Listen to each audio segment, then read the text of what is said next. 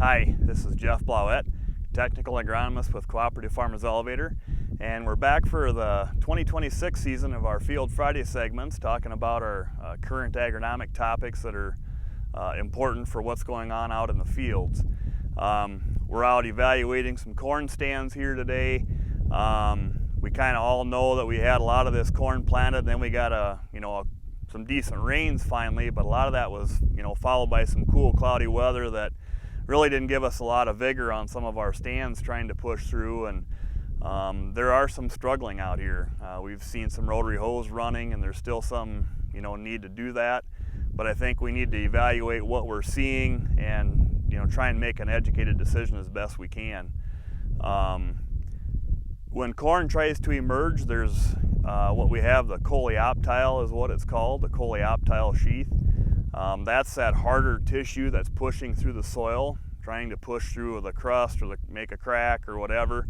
I've got a picture here of what that kind of looks like. That's kind of that whiter, more of a off-colored tissue. In this case, it's kind of buckled, and basically it's done pushing, and now the leaf itself is trying to come out. That first leaf is really flimsy, so if it didn't get through with that coleoptile pushing, that's where it leafs out underground.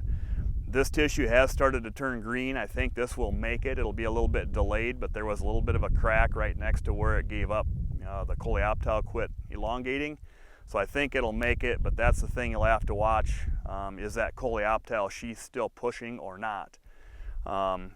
With a rotary hoe, you don't really need to go down very deep. You're out there trying to just crack that crust a little bit. Going some good ground speed is going to help, but we don't want to, assume that it's going to be 100% helpful, because we might actually hurt some as well. So it's never an easy decision.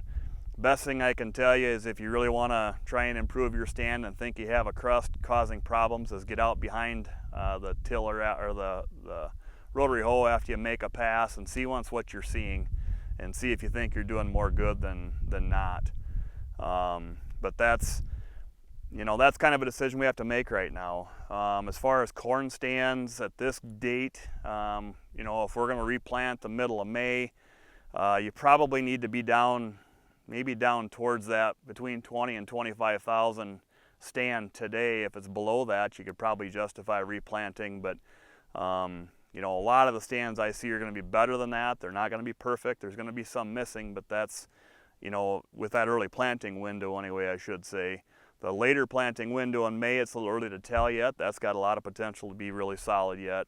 We'll see with the rain potential this weekend. Soybeans, we've got that soybean that you planted, the cotyledons. It's got to push all that through the soil. If there's a crust, it's got a lot more to push through. Luckily, it's usually got quite a bit of neighboring help to help push that crust through. We see some of that as well on the earlier planted beans. So you'll have to see once what you're seeing in the beans as well. A rotary hoe is probably a mistake in soybeans. You're going to bust more off than you're going to help, so you're kind of going to have to let it fly. Just see once what comes.